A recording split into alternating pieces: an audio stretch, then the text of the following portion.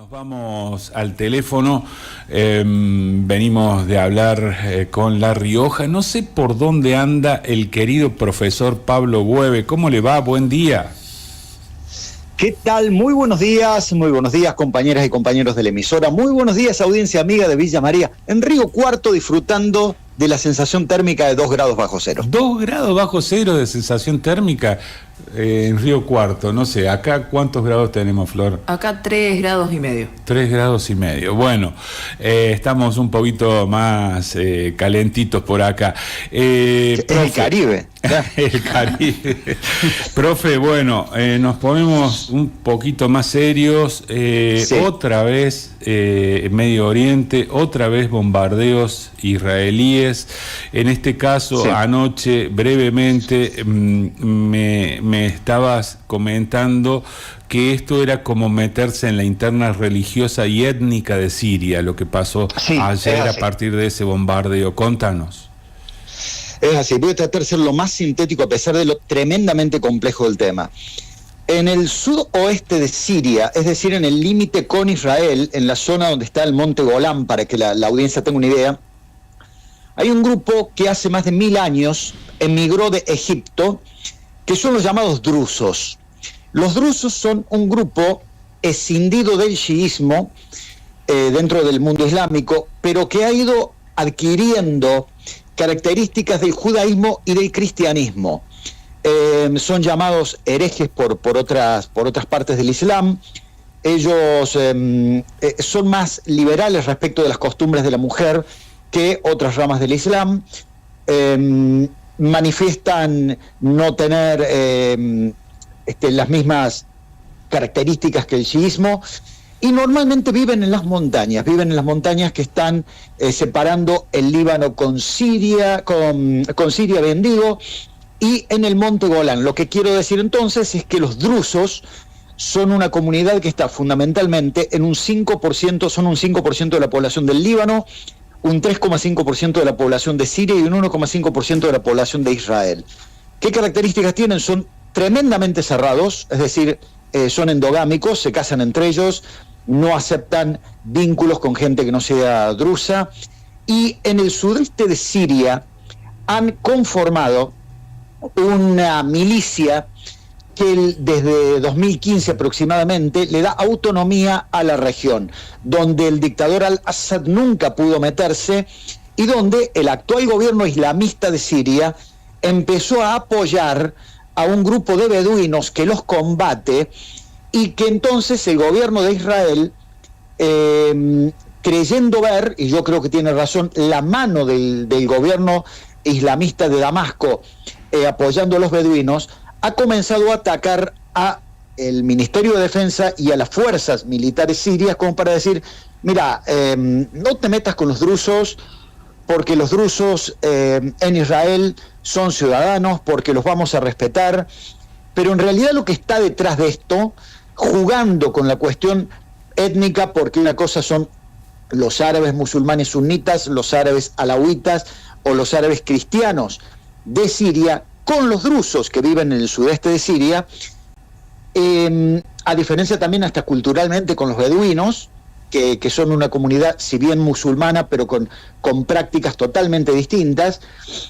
Lo que está buscando Israel es, aprovechándose de estas diferencias étnicas y religiosas que hay en el sudeste de Siria, tratar de evitar que el gobierno actual islamista de Siria se acerque en cuanto a su ejercicio de poder real sobre el territorio al límite con Israel. Lo que está buscando Israel, lo que está buscando Netanyahu hace rato, es ir cooptando a los drusos, lo ha logrado en algún grupo importante, para que el sudeste de Siria, concretamente la provincia de Sueida, esto es lo que ustedes van a leer en todos los medios, que es una provincia que está muy muy cerca del monte Golán, ocupado por Israel, decida que quiere ser parte del territorio israelí. En realidad a Israel esto le sacaría muchos problemas de encima, le sacaría el tema del monte Golán, porque correría el tema de los límites que no están definidos entre Israel y Siria, más hacia el este. Y por último, hay una cuestión que tiene que ver de la manera en que Israel va cooptando, Por ejemplo, los drusos en el sudeste, en la provincia de Sueida, no tienen electricidad, por ejemplo. Es una de las calamidades que han quedado después de la guerra civil. En cambio, la gente que vive en Israel o la gente que vive en el monte Golán viven de otra manera. Viven hasta con agua corriente, viven con cloacas, viven con electricidad, y eso hace que muchos, particularmente una milicia que dicen que está armada y financiada por Israel, y que es la milicia que está siendo combatida por los beduinos, pero en realidad detrás de esto está el gobierno de Al-Sharaa de Damasco, está pidiendo, señores, queremos la autodeterminación para decidir si queremos ser sirios o queremos ser israelíes. Ahí está, ahí se entiende el porqué del bombardeo. Hay una noticia que tiene Florencia, que acaba de leer ahora de último momento. Flor, coméntale al profe Hueve. Buen día primero. ¿Qué tal? Buen día, Flor. Bueno, por un error de tiro, citando, Israel bombardeó la única iglesia católica de Gaza que estaba a cargo de un cura argentino y causó 2 muertes y 6 heridos, entre ellos este cura argentino. Que era el cura que hablaba todas las noches con el Papa Francisco. Exacto. Miren, yo conozco por otras cuestiones las características de las fuerzas de defensa israelíes, y le puedo decir que no hay errores. Las fuerzas israelíes son probablemente las terceras o cuartas más eficientes del mundo, y hay una decisión de Israel de barrer con todo lo que sea oposición a la existencia del Estado israelí dentro de la Franja de Gaza. Ya han dicho que lo máximo que pueden llegar a aceptar es cierta autonomía de la Franja de Gaza, pero nunca más con un grupo que discrepe con la legitimidad del Estado de Israel.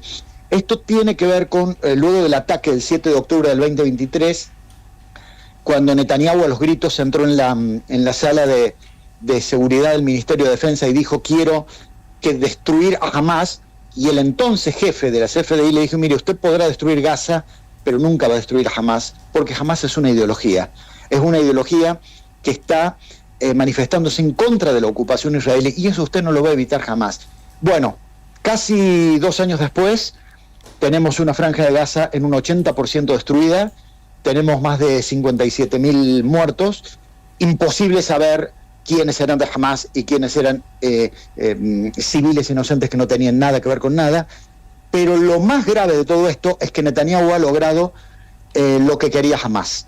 Hoy, para el mundo árabe musulmán, el representante de los palestinos no es la autoridad palestina, sino quien lucha contra la ocupación es el movimiento Hamas. Y hoy el movimiento Hamas es popular en lugares donde no existe: Turquía, Jordania, Siria, Líbano y hasta Egipto. Y ojo con Arabia Saudita.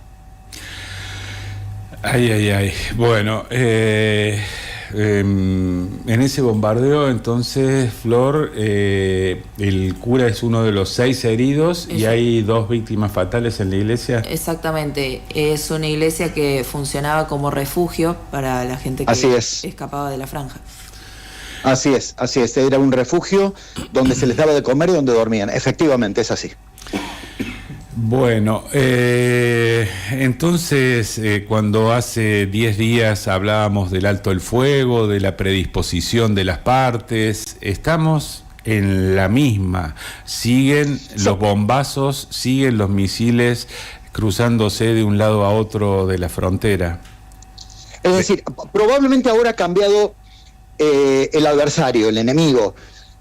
Yo creo, lo decía en una publicación la semana pasada, creo que estamos ante un momento Netanyahu, porque Netanyahu claramente ha logrado enormes victorias. Por ejemplo, claramente Irán está golpeado, está muy golpeado. Irán va a tener que dejar de financiar y de armar a grupos como Hezbollah, como Jihad o como Hamas.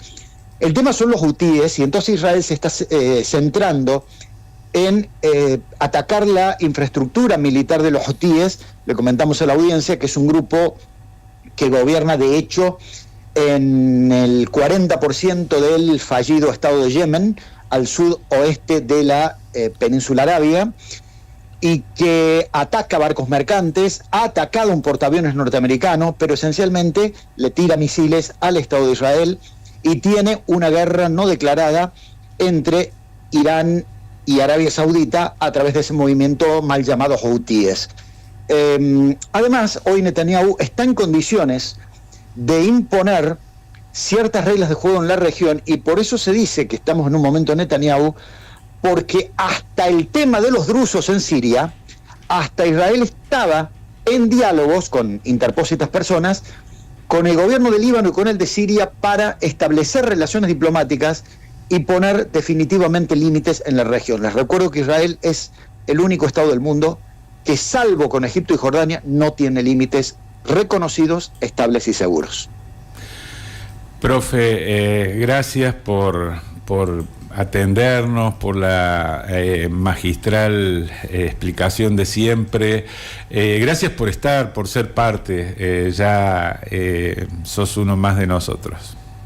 Es un privilegio escuchar eso, y el único agradecido soy yo. Y mañana, que se cumple un nuevo aniversario del atentado de la AMIA, recordarle al gobierno argentino que la política exterior, primero, no es cosa de improvisados, y segundo, tiene consecuencias hacia afuera y hacia adentro. Gran parte de lo que pasó en la Argentina, en la Embajada de Israel y en la AMIA, ha tenido que ver con las políticas exteriores de Carlos Menem, y recordar que al día de hoy son 2 atentados que permanecen impunes gracias a la incapacidad del Estado argentino de investigar y de condenar, y a la complicidad de un gobierno cuyos principales protagonistas murieron absolutamente impunes. Y añadido a eso, el pronunciamiento de Irán acerca del posicionamiento de Argentina en su disputa con Israel. Efectivamente, hay que ir atando esas cosas, pero además no se olviden de una declaración, un estornudo de sinceridad que tuvo un ex embajador israelí en Argentina hace muchos años, creo que fue en el 2010, cuando, hablando sobre el tema AMIA, dijo: miren, los argentinos podrán decir todo lo que quieran y seguir investigando y seguir teorizando. Israel sabe quiénes fueron y ya se encargó de ellos. Luego salió el gobierno de Israel a desmentir, a decir que no tenían nada que ver. Sin embargo, el Mossad ha dado en su momento una explicación sobre lo que pasó, y donde llamativamente se acercan mucho más a la posición que nunca se investigó en Argentina, que es la llamada pista siria, antes que sostener lo que ha investigado cada uno de los gobiernos argentinos que siguieron siempre la llamada pista iraní. Gracias, profe. Muchísimas gracias. Tengan ustedes un hermoso día y un mejor fin de semana.